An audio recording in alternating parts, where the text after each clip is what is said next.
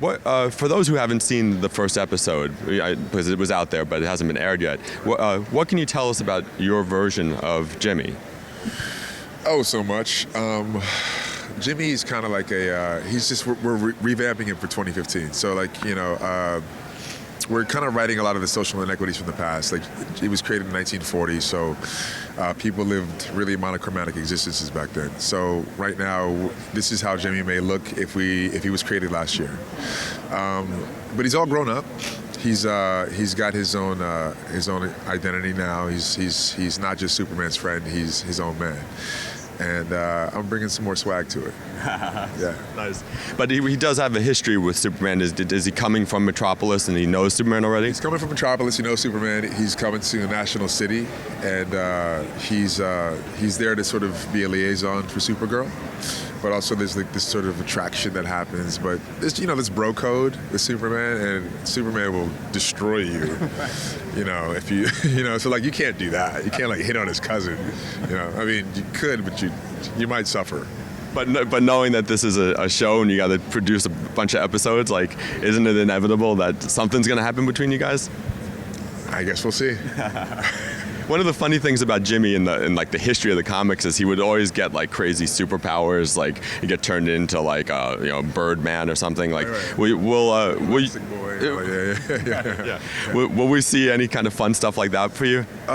So far, not yet, but they're keeping to the canon a lot. So we don't know what could happen. Like, as an actor in particular, we don't know what could happen. And obviously, if the show's a huge success and it goes long, then we're gonna run out of stories. So yeah, yeah.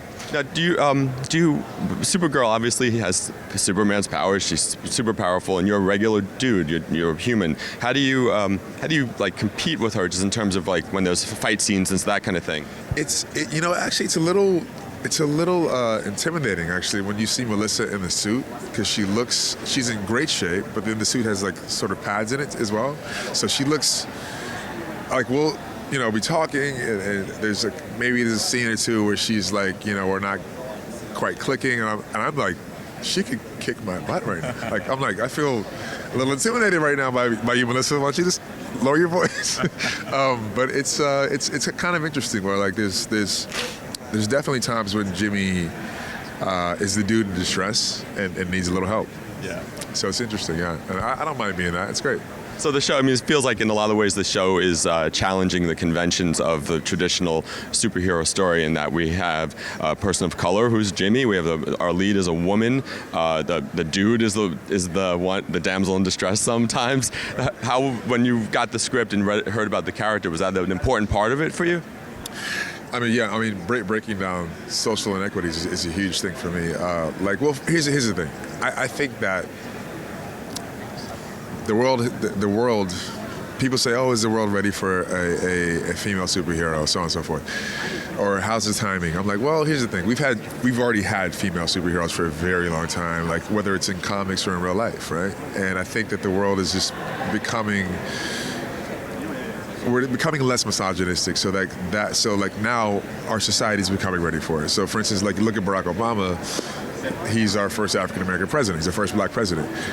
Have there been other qualified black people before? Yes, of course. But was our society ready? So I'm happy that we're getting to a place where that doesn't matter as much. Yeah, absolutely. Yeah. Women are not a minority group. That's for sure. They're half of the planet. Like, do the math. Yeah, we're ready. Idiots. Sorry.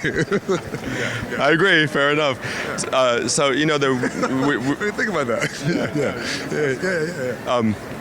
It's ridiculous, isn't it? It's ridiculous. You're like, okay, so half of y'all, no. What? Excuse me? What? Because of the chromosomes? You're a fool. Anyway, go ahead.